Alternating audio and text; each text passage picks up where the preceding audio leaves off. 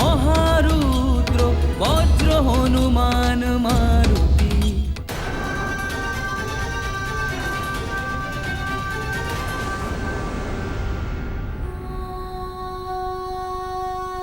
স্বামী, মা দেখো না মা, পিতাশ্রী একদম চোখ খুলছে না। দেখো না মা, পিতাশ্রীকে বলো না একবার চোখ খুলতে। স্বামী, স্বামী, স্বামী, স্বামী, না এটা সত্যি হতে পারে না। স্বামী,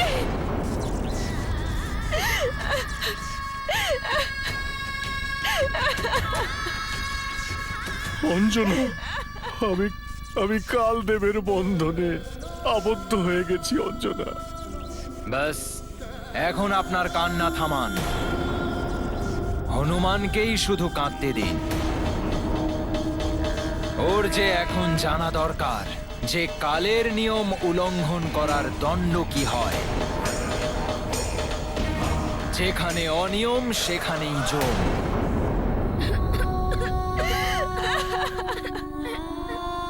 জন্মানোর সময় শিশুটি কাঁদে আর পরিবার প্রসন্ন হয়, আর মৃত্যুর সময় পরিজনেরা কাঁদে আর কিছু সময় সকলেই কাঁদবেন।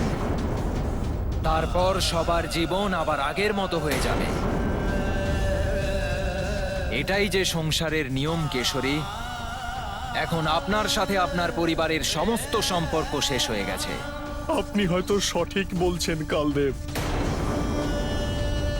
কিন্তু আমি তো এখনো কিছুই করতে পারিনি আমার পরিবারের জন্য, সমাজের জন্য। আর এই পৃথিবীতে এখনো অনেক কিছু আমার করার বাকি কালদেব, অনেক কিছু। আমায় আরো কিছুদিন বাঁচার সুযোগ দিন কালদেব। আপনার কাছে যা সময় ছিল সেই সময় যা যা করার সব আপনি করেছেন। এখন আপনার সন্তানকে কিছু করতে দিন।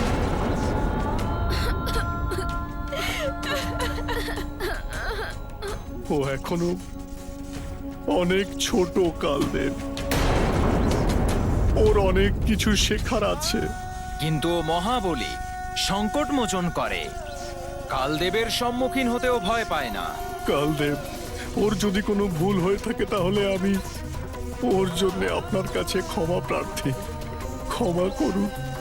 ওর শক্তিকে এখনো সঠিক পথে আনতে হবে। দিশাহীন এবং অনিয়ন্ত্রিত শক্তি সবসময় অনর্থের কাজ করে। শিখে যাবে ও। এইভাবে যখন ও দণ্ড পাবে তখন ওর নিয়ন্ত্রণে শক্তি স্বয়ং চলে আসবে। তাছাড়া ওর মা আছে ওকে শেখানোর জন্য। অঞ্জনা কি করে একা লড়বে এই পৃথিবীতে? এই আঘাতও সহ্য করতে পারবে না। যদি ওর কিছু হয়ে যায় তাহলে হনুমানের কি হবে কালদেব?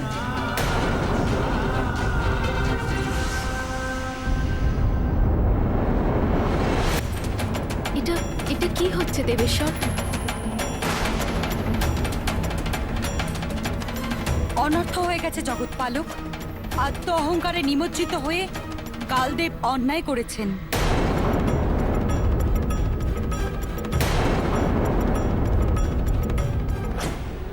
কি হলো?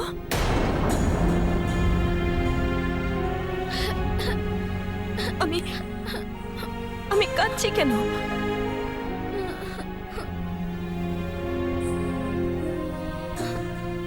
স্বামী এক্ষুনি উঠবেন। কিচ্ছু হয়নি আমার স্বামীর। হনুমান, আমার মানিক, কেঁদো না পুত্র, কিচ্ছু হবে না ওনার। তোমরা কেউ বিলাপ করো না।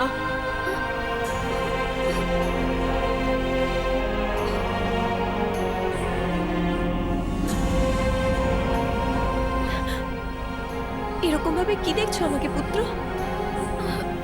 তোমার পিতাশ্রী তোমাকে খুব ভালোবাসেন। তুমি ওঠাও তোমার পিতাশ্রীকে। আমার মৃত্যু না সহ্য করতে পারবে অঞ্জনা আর না হনুমান।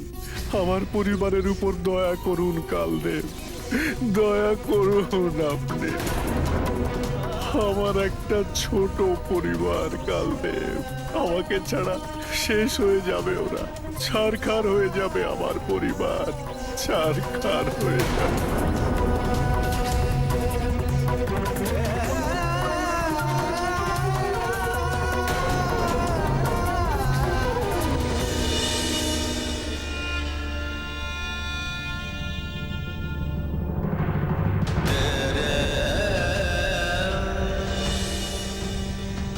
স্বামী, উঠুন স্বামী, উঠুন স্বামী, উঠুন।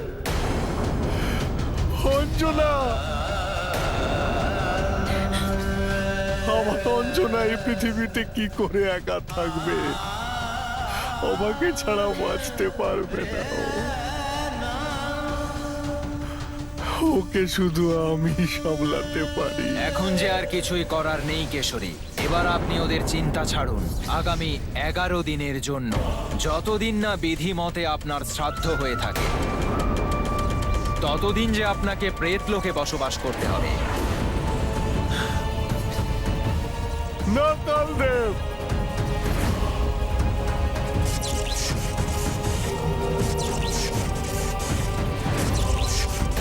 অঞ্জনা, হনুমান। হনুমান, তোমার পিতাশ্রীকে উঠতেই হবে। বলো ওনাকে, বলো ওনাকে পুত্র, আমাদের তীর্থযাত্রা সম্পূর্ণ করতে হবে, তবেই তো আমাদের সংকট হরণ হবে। পিতাশ্রী, এবার আমি কি করব? তুমিই বোঝাও না মাকে।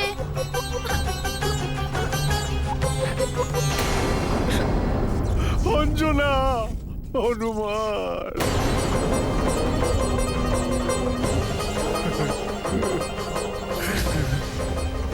অঞ্জনা, হনুমান।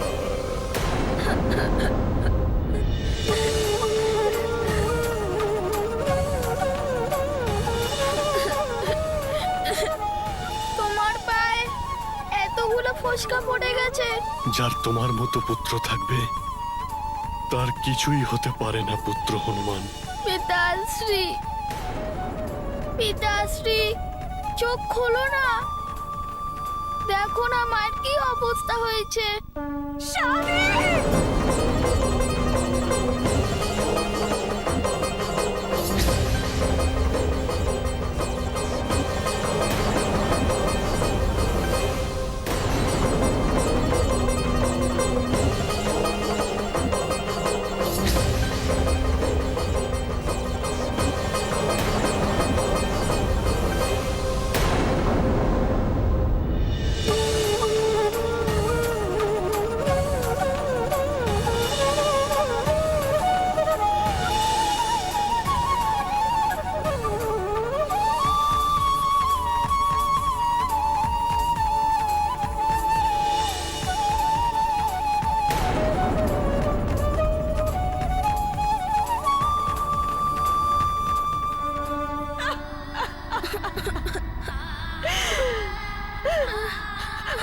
হনুমান, তোমার পিতাশ্রী।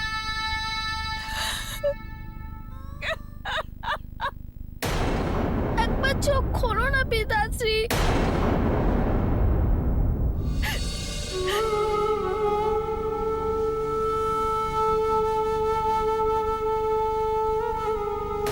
আপনি তো হনুমানেরও ডাক শুনছেন না।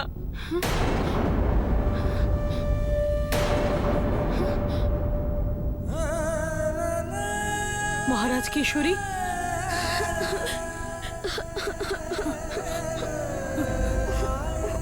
মা, মা দেখো না ওনার কি হয়েছে। মহারাজ কেশরী, মহারাজ, মহারাজ কেশরী, মহারাজ, মহারাজ, পিতাশ্রী। মা দেখো না, উনি তো হনুমানের কথাও শুনছেন না। তুমি একবার বলো না যে হনুমান সবার জন্য জল এনেছে, এবার সবার তৃষ্ণা মিটবে।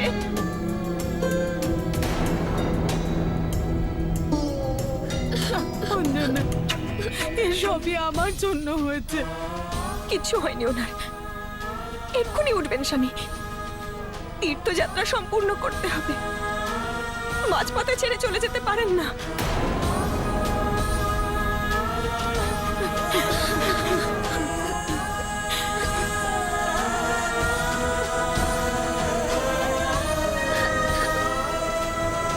হনুমান, এই তুলসী পাতা তোমার পিতার মুখে রাখো, আর এই জল পান করাও পুত্র।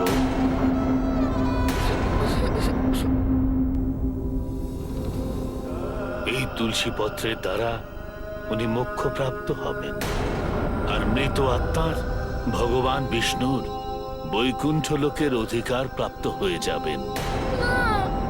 না, মৃত আত্মা বলবেন না। আমার স্বামী এক্ষুনি উঠবেন। উঠে পড়ুন স্বামী।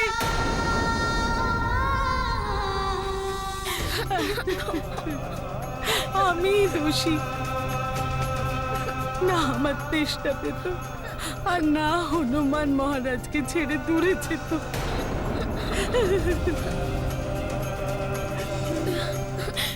কে জানতো এরকম হবে মা? নিজেকে দোষারোপ করবেন না।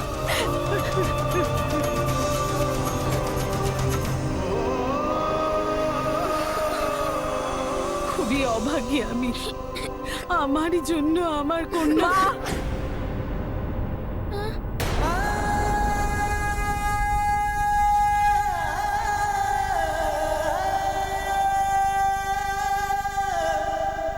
আমরা তো জানতামই না এটা মহারাজ কেশরীর পরিবার। হ্যাঁ, মহারাজ কেশরীর পরিবারের দুঃখ দেখে আমরা ওদের সাহায্য করার জন্যই তো এখানে এসেছি।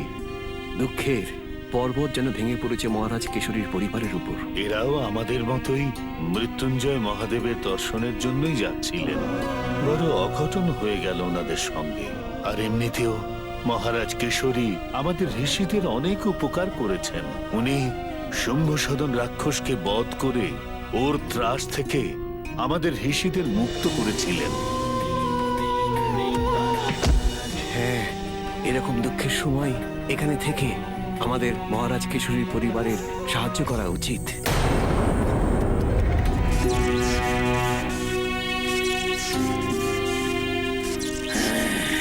চলুন। অঞ্জনা, হনুমান,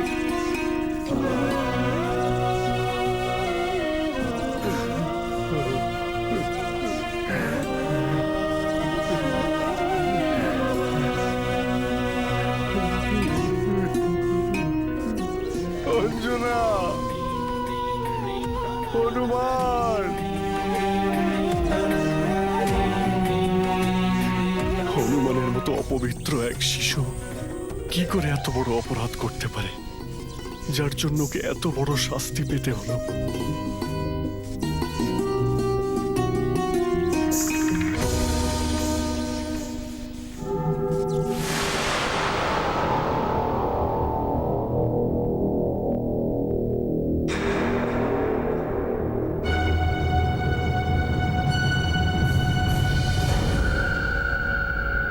সুমেরুর ভূতপূর্ব মহারাজ কেশরী, আমি প্রেতরাজ আপনাকে স্বাগত জানাচ্ছি আমার এই প্রেতপুরীতে। কেশরী, এবার এই মোহমায়া ছেড়ে দিন। ওই সংসারের সঙ্গে সমস্ত সম্পর্ক ছিন্ন করুন, নয়তো আপনি ভয়ঙ্কর কষ্ট ভোগ করবেন। যদি আপনি এই লোকে দুঃখ পান, তাহলে আপনার পরিবারও ওই লোকে ততটাই দুঃখ পাবে। কেশরী, এখন মিথ্যে ওই সংসার, কেবল আপনার মৃতদেহ পড়ে আছে ওখানে। তারও অন্তিম যাত্রা এতক্ষণে শুরু হয়ে গেছে।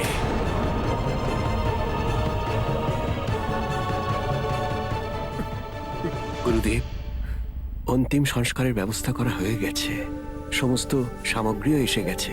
আশপাশের রাজ্য থেকেও সবাই চলে এসেছে মহারাজ কিশোরকে অন্তিম বিদায় দেওয়ার জন্যে। আমি মহারাজ কেশরীর পরিবারকে জানাচ্ছি যে ওরা যেন অন্তিম সংস্কারের বিধি সম্পন্ন করেন। আজ্ঞে গুরুদেব। সারা দিন কেটে গেল স্বামী, এখন অন্তত উঠুন, নয়তো আমরা কার্তিক মাসের শেষ সোমবার পর্যন্ত মার্কণ্ডেয় তীর্থতে পৌঁছতে পারবো না। মনে রেখো পুত্র, কার্তিক মাসের অন্তিম সোমবারেই তোমায় ওখানে পৌঁছতে হবে।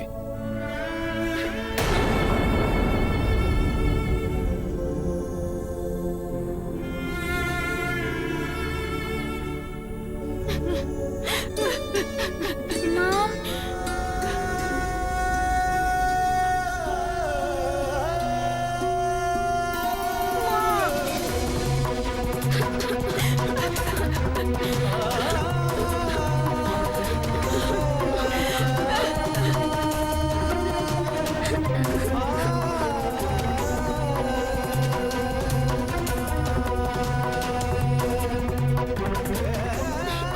মহারানী, আপনার এই দুঃখের সময় আমরা আপনাদের সঙ্গে আছি, কিন্তু মহারাজ কিশোরীর এই মৃতদেহ বেশিক্ষণ রাখা উচিত হবে না।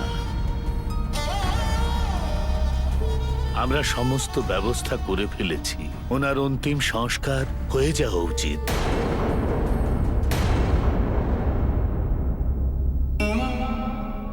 না ঋষিবর, না।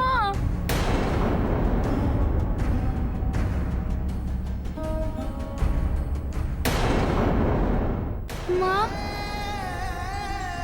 না, আমি পিতাশ্রীকে তীর্থযাত্রায় যেতে বলতাম, আর না এসব হতো। কেমন সংকট মোচন আমি! আমার এই পুত্রের জীবন ব্যর্থ, যে আমি নিজের পিতাশ্রীকে সংকট থেকে বাঁচাতে পারলাম না।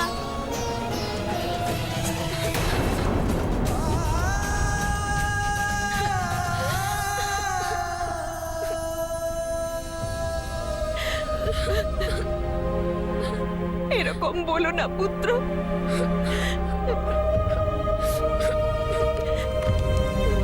এতে তোমার কোনো দোষ নেই পুত্র। এই বাঁশির সুর বুঝতে পারছি না, এই মরুস্থানে আবার বাঁশি কে বাজাচ্ছে? ওই পাহাড়ের ওই দিক থেকে আমি বাঁশির সুর শুনতে পাচ্ছি।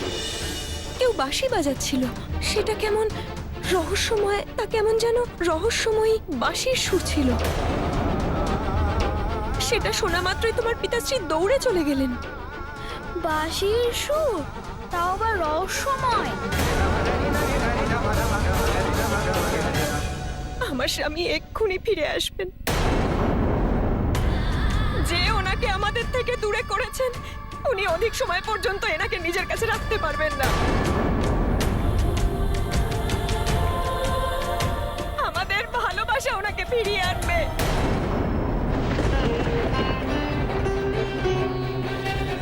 এটা তো সম্পূর্ণভাবে অন্যায় করলেন কালদেব। কেবল হনুমান আর কেশরীর জন্যই নয়, অঞ্জনার জন্য এই দণ্ড অন্যায় হয়েছে। নিজের নিয়মে কালদেব কঠোর, কিন্তু উনি আপনার নিয়মে হস্তক্ষেপ করেন কি করে? আপনার দেওয়া জীবন কি করে কেড়ে নিতে পারেন কেশরীর কাছ থেকে? মহারানী, যেটা সত্য সেটা আমাদের সবাইকেই স্বীকার করতেই হবে। এখন আর খুব বেশি সময় এই মৃত শরীর রাখা উচিত হবে না। সারাদিন পার হয়ে গেছে, এখন যদি এর অন্তিম সংস্কার করা না হয় তাহলে ওনার আত্মা অনেক কষ্ট পাবেন।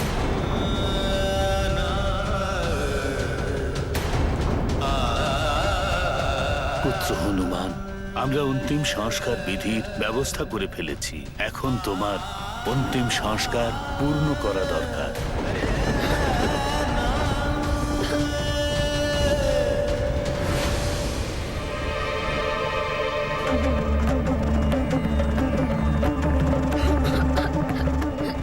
কিশোরী, চোখের জল ফেললে আপনারই দুঃখ বাড়বে।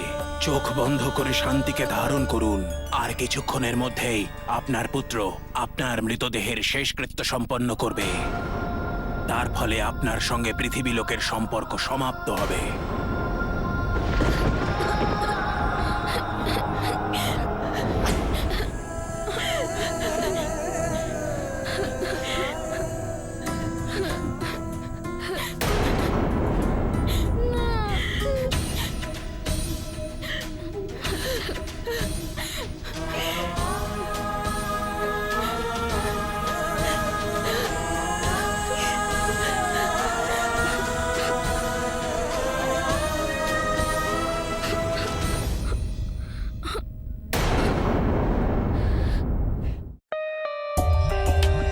For more updates, subscribe to our channel, click the show links and enjoy watching the videos.